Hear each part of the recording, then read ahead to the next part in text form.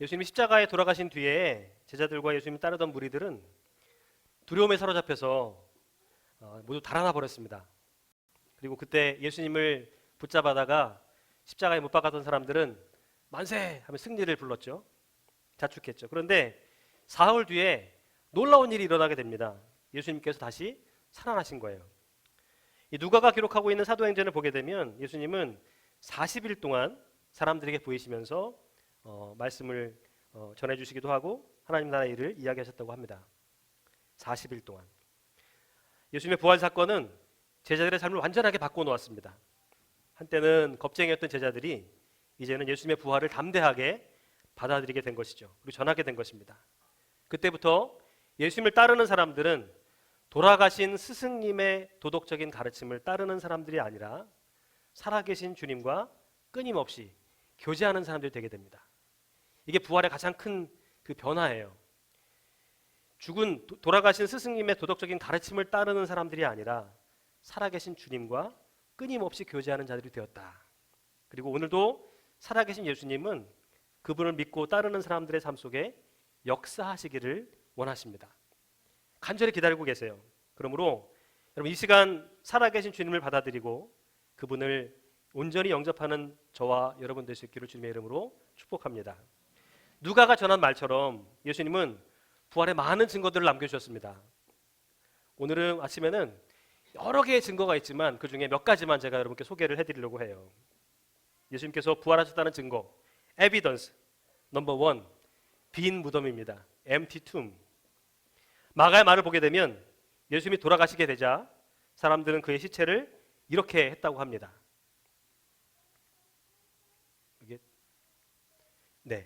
세마포로 예수님을 따랐던 요셉이 당시의 장례 절차에 따라서 가는 실로 짠 세마포, 우리식으로 표현하면 삼배 같은 것이죠. 그걸로 시체를 싸고 굴로 만든 무덤에 시체를 넣고 큰 바위로 굴 입구를 막았다고 그래요.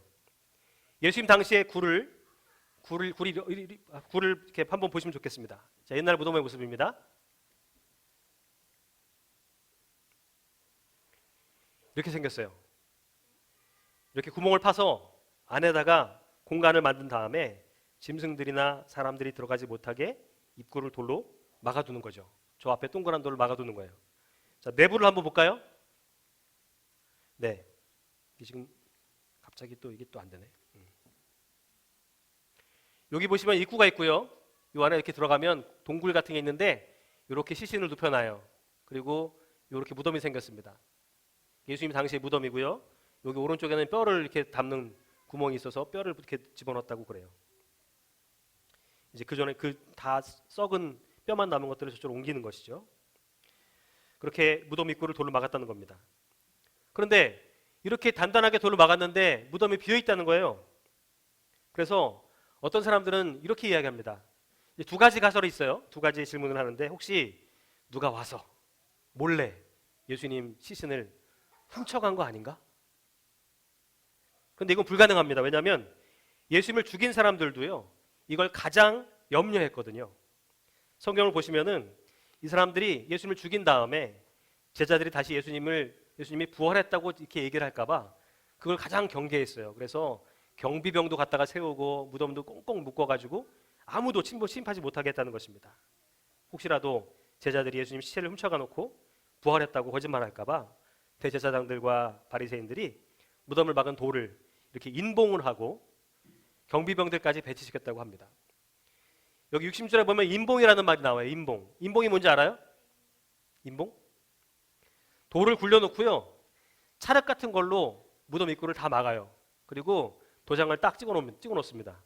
그러면 그걸 누가 열면은 이 도장이 깨집니까? 안 깨집니까? 당연히 깨지겠죠. 누가 아무도 못 열도록 그렇게 만들어 놓은 거예요. 그리고 밖에는 경비병을 뒀다는 얘기입니다. 따라서 누군가가 예수님의 시신을 몰래 훔쳐갔다는 것은 받아들이기 힘든 주장일 것 같습니다. 그러다 보니까요, 두 번째 가설이 힘이 실리기도 하죠. 혹시 예수님이 죽은 게 아니라 잠시 기절했던 것이 아닐까? 기절했는데 사람들이 알고 죽은 줄 알고 묻었다가 예수님이 이걸 다 풀고 나오신 게 아닐까? 이렇게 얘기를 한 사람이 있습니다. 그런데 마가가 전한 바에 따르게 되면요, 아리마대 사람 요셉이라는 사람이 빌라도에게 시체를 달라고 이렇게 요청을 했을 때 백부장을 시켜서 죽음을 확인했다고 하는 구절들이 있습니다. 정말 죽었는지 안 죽었는지를 로마 군인을 시켜서 확인했다는 거예요. 그리고 요한도요, 이렇게 전하고 있습니다.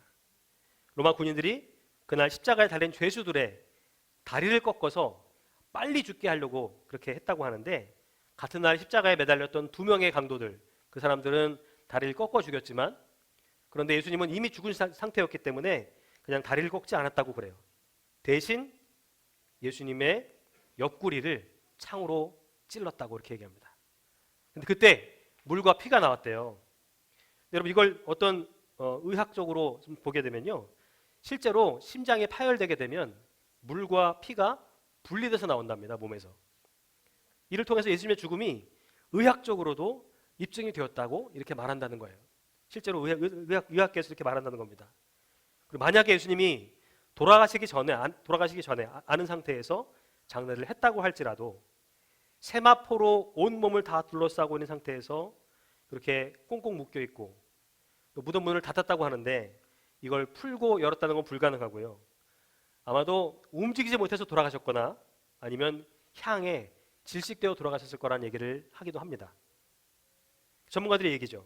그래서 빈 무덤은요, 예수님이 부활하셨다는 결정적인 증거가 되는 것입니다. 그리고 무엇보다 목격자들이 있었어요. 목격자들이. 누가에 따르면 예수님은 금요일 날 돌아가셨는데 토요일이 지나자마자 일요일에 예수님을 따르던 여자들이 예수님의 무덤을 찾았다고 합니다. 만약에 성경이 예수님의 부활을 일부러 증명하려고 했다고 한다면 부활의 첫 현장을 목격한 사람들을 여자들로 하면 안 됩니다. 왜냐하면 당시 여자들은 증인으로서의 효과가 없었거든요. 자격을 인정받지 못했거든요. 그래서 이들에게 증인 자격이 없기 때문에 사실은 만약에 이것을 더 드러내려고 했다면 남자들을 세우는 것이 훨씬 낫죠. 근데 이것만 봐도 성경은 지금 있는 그대로 전하고 있다는 사실을 알 수 있게 됩니다. 그리고 이후에는 예수님이 여러 제자들에게 나타나셨다고 하는 말씀도 있습니다. 오늘 본문의 말씀입니다.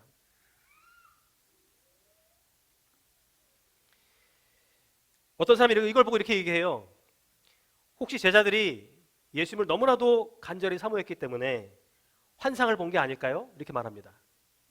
여러분 어떻게 생각하세요? 간절히 원하면 환상이 보이기도 하죠. 한두 명이 그럴 수는 있습니다. 그런데 500명이 넘는 사람들이 동시에 똑같은 환상을 본다? 그렇다면 저는 부활을 믿는 게 훨씬 더 이성적이라고 생각합니다. 결정적으로 예수님은요, 이것이 환상이 아니라고 하는 말씀을 또 해주셨어요. 부활하셨을 때에 그들이 보는 것을 영으로 환상으로 생각했을 때 예수님이 나타나셔서 만져봐라. 영은 살과 뼈가 없지만 나는 너희가 보는 것 같이 살과 뼈가 있다라고 말씀해 주시면서 또 생선 한 토막을 드셨다고 말씀합니다. 구운 생선을 드셨다는 게 이게 그냥 어떤 의미 없이 쓰여진 말이 아니에요. 예수님이 지금 환상이 아니었다는 사실을 분명하게 보여주시기 위해서 지금 이것을 드신 것입니다. 빈 무덤과 에비던스 2, 수많은 증인들, 이것들 외에 저는 마지막으로 한 가지를 더 말씀드리고 싶어요. 에비던스 3인데 이거 말씀드리고 마치려고 합니다. 오늘 가장 중요한 핵심의 내용이니까 한번 잘 들어보시면 좋겠어요. 부활하신 예수님을 만났던 제자들의 변화입니다. 사람들이 변했다는 거예요. 제자들에 따르게 되면 부활 이전에 베드로는 예수님을 3번이나 부인했습니다. 나 예수님 모릅니다. 나 저 사람 몰라요. 나 저 사람 저주하면서 막 그렇게 몰랐다고 했어요. 그런데 내 복음서가 다 그렇게 전하고 있습니다. 그런데 이런 베드로가 부활하신 예수님을 만난 뒤로는요, 담대하게 예수님을 전합니다. 담대하게 전해요. 누가에 따르게 되면 베드로는 공회 앞에서 이렇게 자신 있게 이야기합니다. 사람들 무리 앞에서 예수님 믿는다는 사실이 창피해서 그거 알면 내 죽임 당할까 봐 도망했던 그런 베드로가 이제는 대놓고 이런 공회 앞에서 자신 있게 이야기하는 거예요. 그뿐 아닙니다. 그토록 의심 많았던 제자 도마. 내가 그의 손에 못자국을 보며 내 손가락을 그 못자국에 넣으며 내 손을 옆구리에 넣어보지 않고선 내가 믿지 않겠다 했던 도마가요, 누가에 따르게 되면 예수님의 부활 이후에 마음을 같이하여 기도에 힘썼다고 합니다. 오늘 이 편지를 쓰고 있는 바울도 스데반의 순교를 마땅하게 여겼던 그였지만 누가에 따르게 되면 복음을 위해서 매를 맞고 감옥에 갇힌 상황에서도 기도하고 찬송했을 뿐 아니라 간수들에게까지 복음을 전했다고, 전도했다고 그렇게 쓰고 있습니다. 그들이 부활을 목격하지 않았다고 한다면 이런 변화가 도무지 설명할 수 없다는 것입니다. 예수님 부활하시고 50일이 지났을 무렵에 베드로가 전했던 설교가 사도행전 2장 14절에 기록되어 있는데요. 베드로가 전했던 설교의 주제도 바로 그리스도의 부활이었습니다. 예수님 부활하셨다, 다시 살리셨다 하는 내용을 전했다는 것이죠. 그리고 이 설교를 들은 청중들은요, 이렇게 반응했다고 합니다. 우리 이 말씀 한번 같이 읽어보면 좋겠습니다. 시작. 그들이 이 말을 듣고 마음에 찔려 베드로와 다른 사도들에게 물어 이르되 형제들아 우리가 어찌할꼬 하거늘 베드로가 이르되 너희가 회개하여 각각 예수 그리스도의 이름으로 세례를 받고 죄 사함을 받으라. 그리하면 성령의 선물을 받으리니 그 말을 받은 사람들은 세례를 받음에 이날에 신도의 수가 3,000이나 더하더라. 그들이 사도의 가르침을 받아 서로 교제하고 떡을 떼며 오로지 기도하기를 힘쓰니라. 그들이 마음에 찔려서 회개하고 세례를 받았으며 사도들의 가르침을 받아서 서로 교제하고 떡을 떼며 기도하기를 힘썼다고 얘기합니다. 부활의 소식을 들었던 이들을 통해서 이 땅의 교회가 시작되었다고 전하고 있다는 것입니다. 여러분, 왜 우리의 예배가 점점 침체되어 갑니까? 왜 우리와 하나님과 관계가 점점 멀어져 갑니까? 왜 우리의 기도가 점점 약해져 갑니까? 왜 기도하는 게 힘들어집니까? 그리스도께서 내 안에 사심을 고백하고 내 안에 살아계심을 체험한 이들을 통해서 교회가 시작되었다고 성경은 전하고 있습니다. 그래서 저는요, 이들이 믿었던 것을 우리가 믿는다고 한다면 그들이 이루었던 것을 우리도 이룰 수 있을 거라고 그렇게 확신합니다. 여러분 어떠세요? 똑같은 환경에 있었던 그들입니다. 그들도 부활의 증거를 보았지만 믿지 못했고, 그리고 지금 우리도 수많은 부활의 증거들을 성경에 전하고 있지만 믿지 못하는 분들이 있을지도 몰라요. 그러나 아무리 많은 증거가 우리에게 주어진다고 할지라도 내가 믿으려고 하지 않으면, 들으려고 하지 않으면 그것은 아무런 의미가 없다는 것입니다. 그런데 제자들은 말하고 있는 거예요. 그리스도께서 내 안에 사심을 고백하고 내 안에 살아계심을 체험한 사람들을 통해서 교회가 시작되었음을 알리면서 우리도 그런 사람이 되라고 말씀하고 있다는 사실입니다. 예수 그리스도의 부활이 우리에게 어떤 영향을 주었습니까? 이 말씀 한번 같이 읽어보면 좋겠습니다. 시작. 우리 주 예수 그리스도의 아버지 하나님을 찬송하리로다. 그의 많으신 긍휼대로 예수 그리스도를 죽은 자 가운데서 부활하게 하심으로 말미암아 우리를 거듭나게 하사 산 소망이 있게 하시며, 성경은 예수님의 부활은 우리를 거듭나게 하고 소망 가운데 살게 한다고 전하고 있습니다. 예수님 지금도 살아계셔서 우리가 거듭나 새로운 존재가 되게 하시고 그리스도 안에서 죄를 이기고 하나님 말씀에 순종하는 삶을 살 수 있게 하신다고 말씀하고 있어요. 그리고 온전한 구원을 이룰 수 있는 소망을 주신다고 전합니다. 만약 예수님이 부활하지 않으셨다면 어떤 일이 났을까요? 성경도 이 말씀을 전하고 있는데요. 예수님 부활하지 않으셨다면 예수님 믿는 것이 헛된 것이 되는 것이고 오늘 우리 예배는 아무런 의미가 없는 것입니다. 죄의 문제가 해결되지 않아서 우리는 여전히 죄 가운데 살 수밖에 없는 것이죠.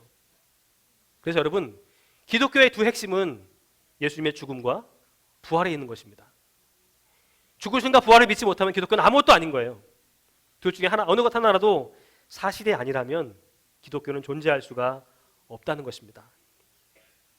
이런 부활의 증거들은 모두 예수님이 하나님의 아들이심을 증거하고 있습니다. 그리고 우리에게 구원을 이룰 수 있다는 소망과 예수님처럼 부활에 참여할 수 있다는 소망을 우리에게 부여해주고 있습니다. 이제 여러분들께 질문하고 싶어요. 여러분은 예수님의 부활에 대해서 어떻게 생각하십니까? 그냥 설화야, 그냥 성경에 나오는 얘기지, 나랑 아무런 상관이 없는 얘기야. 혹시 이렇게 보고 계시진 않으세요? 예수님의 부활을 사실로 받아들이고 계십니까? 예수 그리스도가 내 안에 사심을 믿으세요? 부활을 믿는다고 하는 것은 그리스도가 내 안에 살아계심을 믿는 것입니다. 어떠한 아픔과 어려운 환경 속에서도 내가 그렇게 낙심하고 좌절하는 것이 아니라, 두려움에 넘어져 있는 것이 아니라 내 안에 계신 그리스도를 떠올리면서 다시금 일어서고 회복을 경험하는 것이에요. 그럼 여러분, 부활을 믿으신다고 하면 다시 한번 내 안에 계시는 주님을 신뢰하면서 그분을 붙잡고 여러분이 처해 있는 어려움과 아픔들을 이겨낼 수 있는 한 주간이 되면 좋겠습니다. 여러분, 왜 우리가 교회에 나가지 않습니까? 왜 우리가 예배를 드리는 게 힘듭니까? 왜 찬송이 나오지 않습니까? 왜 사람이 싫어집니까? 왜 기도가 안 됩니까? 우리 안에 살아계신 예수님이 안 계시기 때문에 그래요. 그런데 부활하신 예수를 만났던 그 오래된 제자들, 살아계신 주님이 그 안에 살았던 사람들의 고백을 들어보게는 베드로가 만인 앞에서 말씀을 전하고 도마가 함께 기도에 힘쓰고 바울이 스데반을 죽였던 그리스도를 죽였던 그 바울이 감옥에 이르면서까지도 복음을 전했다는 얘기를 전하고 있다는 거예요. 그들을 믿을 수만 있다고 한다면, 우리도 이 사실을 믿을 수만 있다고 한다면 저는 오늘 이 땅에서도 이러한 기적이 놀랍게 일어날 수 있을 거라 확신합니다. 바라기는 여러분의 삶 가운데 살아계신 예수님, 그 예수님이 내 안에 들어오시고 그분을 영접하시는 가운데서 다시금 오늘을 기해서 그분을 좀 받아들여 봤으면 좋겠습니다. 아무리 수많은 증거들을 보여줘도, 아무리 예수님이 여러분들 사랑하신다고 말씀드려도 내가 믿지 않고 영접하지 못하면 그건 아무런 의미가 없는 것입니다. 다시금 내 안에 살아계신 예수님, 그분이 오늘 나를 살리시고 나를 새롭게 하신다는 사실을 기억하면서 거듭남과 소망의 또 그런 은혜를 가지고 또 한 주간 주님 은혜 가운데서 소망을 품고 기도하는 일과 말씀을 묵상하는 일과 예배하는 일을 감당했으면 좋겠습니다. 왜 봉사가 힘듭니까? 왜 헌신하는 게 힘들어요? 왜 기도하는 일이 어렵습니까? 우리 안에 살아계신 예수님이 계시지 않기 때문인가 한번 생각해 보면서 다시 한번 부활하신 예수님이 내 가운데 오시도록 함께 영접하고 맞아들이는 우리 모두 되시기를 주님의 이름으로 축복합니다. 함께 기도하시겠습니다.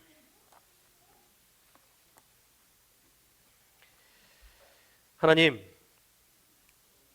우리가 기도하지 않는 이유, 기도하지 못하는 이유, 말씀을 가까이 하지 못하는 이유, 말씀을 읽지 않는 이유, 우리가 예배하지 않는 이유, 예배할 수 없는 이유가 우리 안에 예수님이 살아계시지 아니하는 것은 아닌지 오늘 말씀을 통해 함께 깨닫습니다. 다시금 살아계신 그 주님을 우리 마음 가운데 모시고 또 한 주간 살아가게 될 때에 우리 기도가 회복될 수 있도록 인도하여 주시고 우리의 찬송이 회복될 수 있도록 인도하여 주시며 우리의 예배가 다시 회복되는 역사에 있도록 인도하여 주시옵소서. 주님, 그렇게 회복시키기 위해서 새로운 삶을 주시기 위해서 부활하셨음을 기억하면서 더 이상 주님을 죽음 가운데 내모는 우리가 되지 않도록 인도하시고 부활하신 주님이 내 안에 사셔서 오늘도 내 안에 살아계신 주님이 날마다 경험되고 고백될 수 있도록 붙잡아 주시옵소서. 예수님의 이름으로 축복하며 기도하옵나이다. 아멘.